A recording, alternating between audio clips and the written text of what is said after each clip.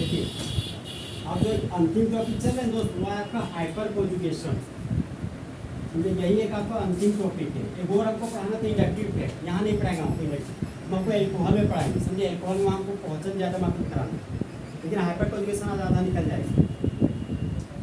Hyper conjugation, hyper conjugation. देखिए hyperconjugation का है ना, तो अलग अलग नाम है, अलग अलग बुक में अलग अलग नाम मिलेगा। हाइपर कॉन्जुगेशन का अदर नेम, हाइपर कॉन्जुगेशन का जो दूसरा नाम है दोस्त, वह है आपका no bond resonance. No bond resonance. Hyperconjugation का जो तीसरा नाम है ना, वह है आपका sigma pi conjugate. Sigma pi conjugate, इसके इतना ही नाम है, सिस्टम नहीं है। सिग्मा पाई कॉन्जुगेट ही नाम है इसका। इसका फिर फोर्थ नेम है आपका नेथन, नेथन बेकर इफेक्ट। हाँ, टाइप नाम नहीं होगा।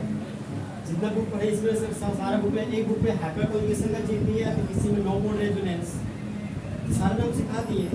समझे, एक पढ़ाते ये सब नहीं पढ़ाते, अगर आ जाता तो। ठीक है, हाइपर कॉन्जुगेशन का इतना सारा नाम है, नो बोर्ड रेजोनेंस है, एक आपका सिग्मा बाय कॉन्जुगेट, एक आपका नेथन बेकर इफेक्ट। ये हाइपर है, इसको बोर्ड में समझिए।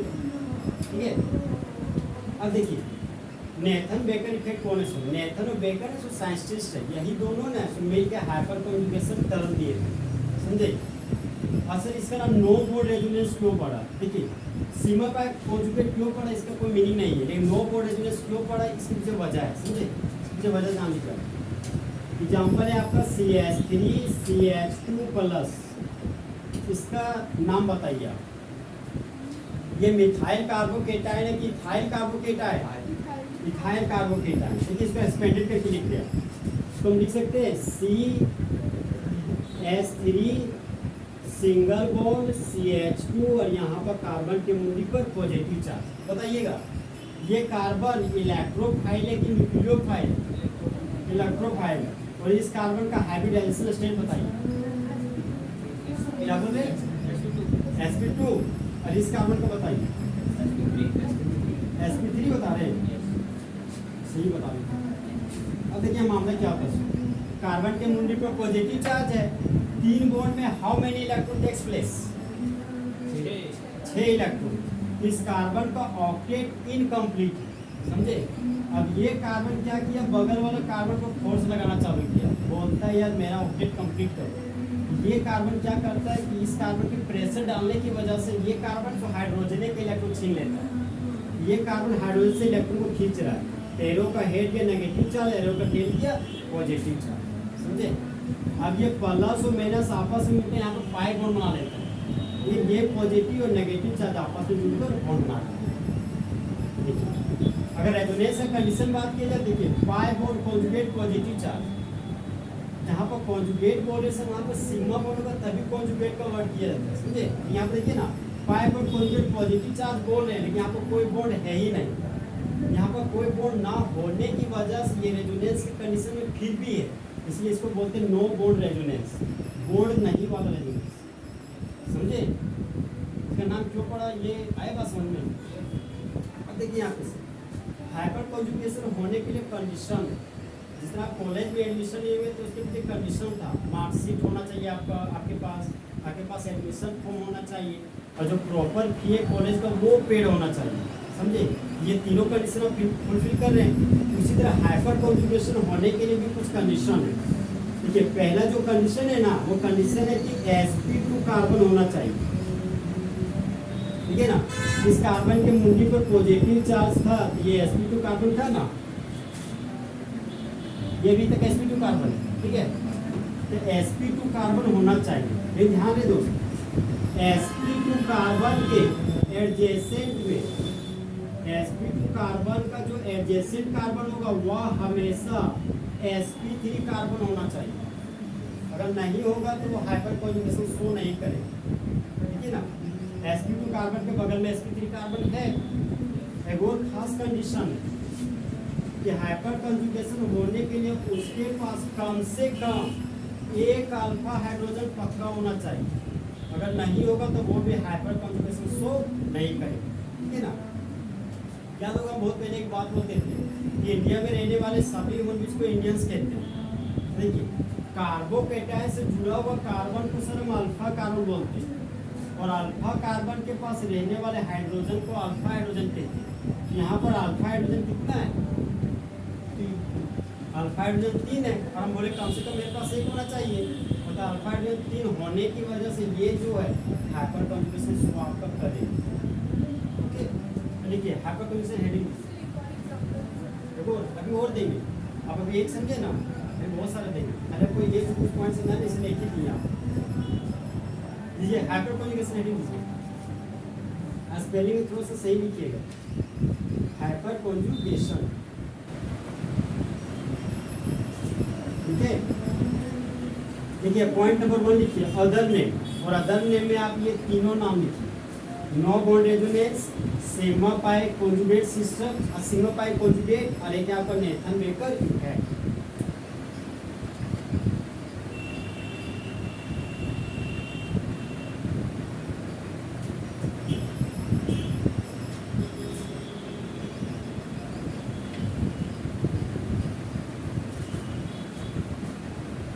स्पेलिंग का ख्याल रखिएगा, सिग्मा थोड़ा अच्छा से लिखिएगा, सिग्मा पाई कॉन्जुगेट हो गया।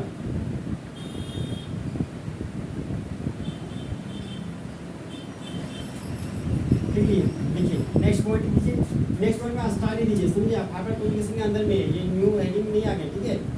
फिर से स्टार दीजिए, स्टार में लिखिए condition for hyper conjugation, condition for hyper conjugation. Point number 1 लिखिए at least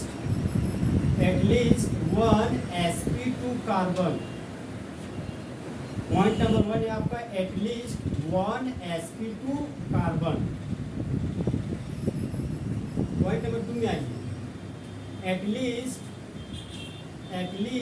1 alpha hydrogen, at least 1 alpha hydrogen should be there.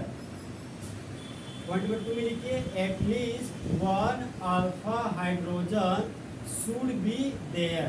देखिए देयर वाला ये वाला स्पेलिंग लिखना है आपको, THERE वाला, THEIR वाला मत लिखिएगा, ये वाला लिखिएगा, समझे। तो उसका करेक्ट नहीं लिखना, तो गलत हो जाएगा प्रश्न समझ, हो गया ना। फिर पॉइंट नंबर 3 में लिखिए adjacent carbon to sp2 carbon, adjacent carbon to sp2 carbon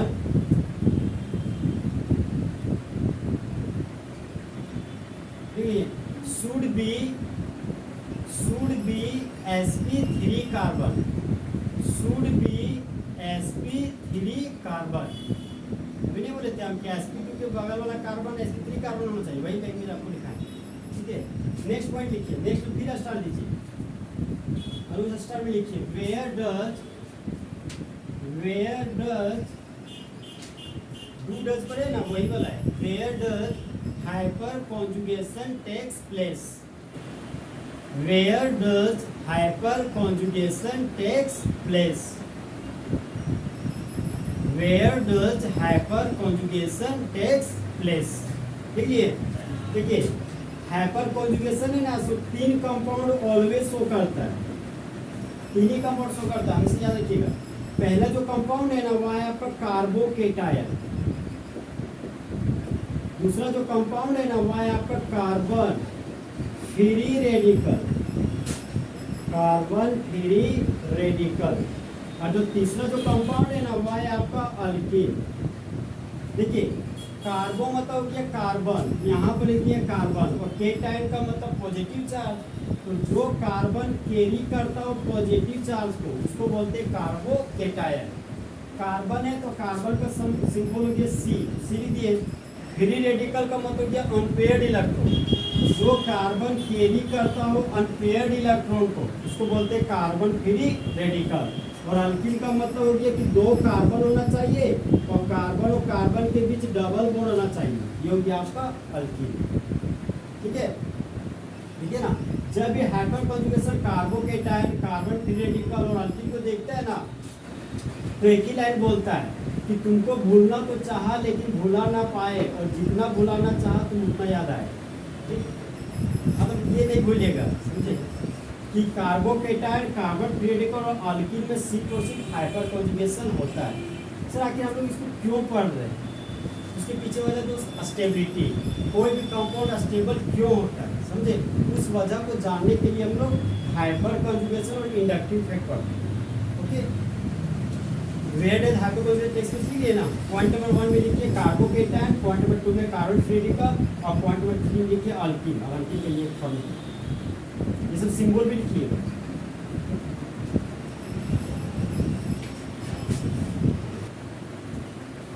next point में आइए, नेक्स्ट पॉइंट में नोट लिखिए, नोट। ठीक है, यहाँ पे एक खास कंडीशन बता रहे हैं आप, ये भी याद रखिएगा। ये हो गया आपका hyper conjugation. Hyper conjugation directly proportional होता है आपका नंबर ऑफ अल्फा हाइड्रोजन की, और number of alpha hydrogen directly proportional होता है आपका स्टेबिलिटी का।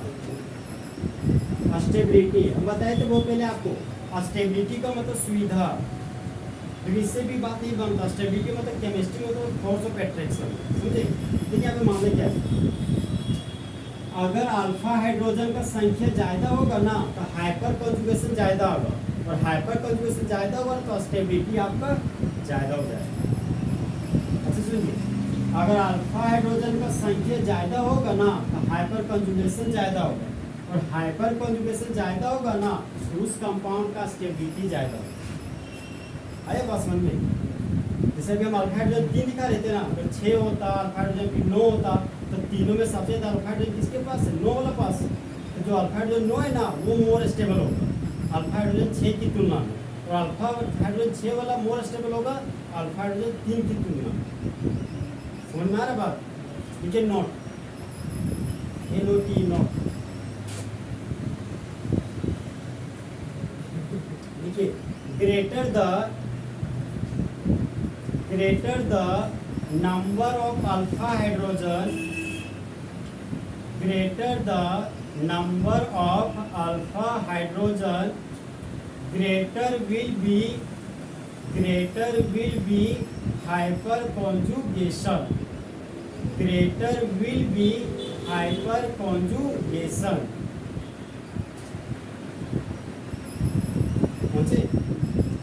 and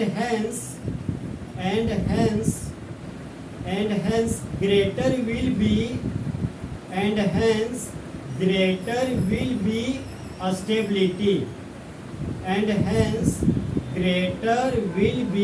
stability, and hence greater will be stability। देखिए क्वेश्चन लगाइए, तो क्वेश्चन लिखे जा रहे हैं, क्वेश्चन का सिंबल लीजिए, लिखे question. Arrange the flowing, question लिखिए, arrange the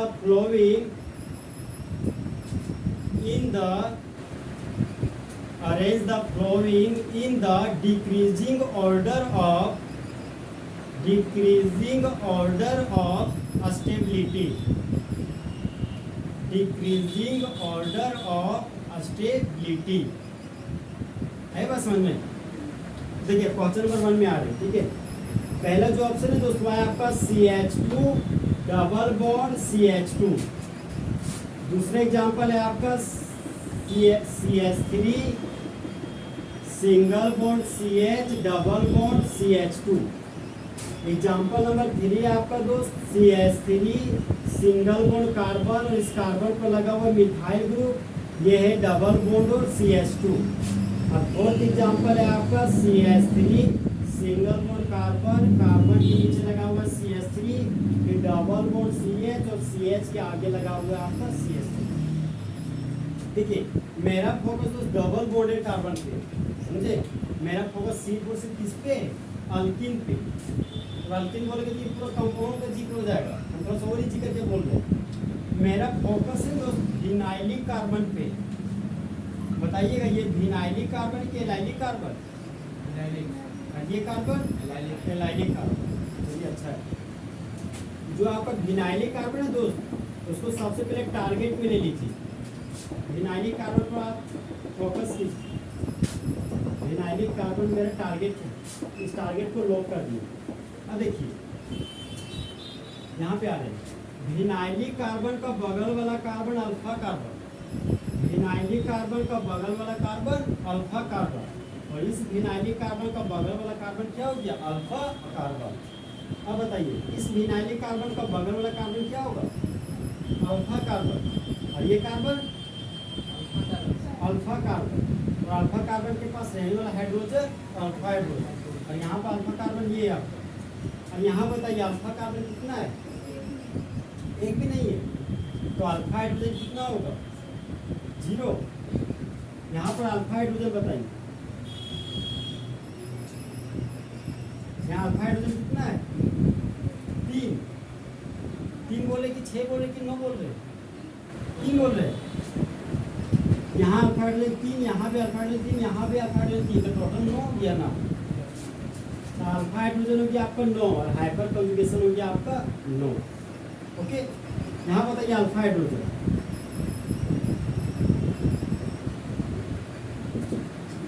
यहाँ बताइए अल्फा हाइड्रोजन कितना होगा, 6, तो हाइपर कॉन्जुगेशन कितना होगा, 6 हो जाएगा। यहाँ पर अल्फा हाइड्रोजन बताइए, अल्फा हाइड्रोजन कितने बोले, 3, तो हाइपर कॉन्जुगेशन कितना हो जाएगा, 3। यहाँ पर अल्फा हाइड्रोजन बताइए 0, तो हाइपर कॉन्जुगेशन क्या हो जाएगा आपका, 0। तो बताइए इन चारों कंपाउंड में से सबसे ज्यादा अल्फा हाइड्रोजन कौन सा ऑप्शन में है, 4 में। देखिए हमको डिक्रीजिंग ऑर्डर लिखना है, मतलब बड़ा से छोटा क्रम की तरफ लिखना है, समझे। इन चारों में से मोर स्टेबल कौन होगा आपका, 4। अगर इंक्रीजिंग ऑर्डर लिखे तो यही है, वैसे जाता है। उसके बाद कौन सा होगा, 3, उसके बाद होगा आपका 2, उसके बाद क्या होगा, 1। देखिए एग्जाम्पल इसी टाइप में रहेगा, हम तो आपको इजी करके दे दिए ऑप्शन। जो ऑप्शन है सो राइट लेफ्ट रहेगा, ये ऑप्शन आप 4 है ना वो 2 में एंट्री कर देगा, राइट लेफ्ट करेगा ताकि आप इजी से रट के भी ना जा पाए, और फिर 2 रेट पीछे जाएगा तो सेम टू सेम लड़ गए, तो आपको राइट लेफ्ट करके देगा, लेकिन कॉन्सेप्ट कर देगा नहीं। ऑप्शन भेजेंगे उससे पता चल जाएगा आपको। ये क्लियर हुआ, वो कन्फ्यूजन इसको लिखिए, क्वेश्चन देने में बना रहेंगे। इससे पहले जो मतलब प्रपोजल कार्बोकेटाइन नहीं तो hyper conjugation directly proportional number of alpha hydrogen बोला, फिर डायरेक्टली प्रोपोर्शनल स्टेबिलिटी तो वही है, उसको जो लिखे थे बोर्ड में पर कुछ लिखे बोर्ड में किस लिखने बोल रहे हैं, प्रपोजल करके लिखे। हाँ hyperconjugation directly proportional to number of alpha hydrogen, और वो डायरेक्टली प्रोपोर्शनल है आपका स्टेबिलिटी का, उसी को हम लैंग्वेज के फॉर्म में लिखा दिए, समझे तो। हाँ मतलब जा रहे हैं लैंग्वेज अच्छा यही है, इसलिए तो हम इस तरीके से बताएं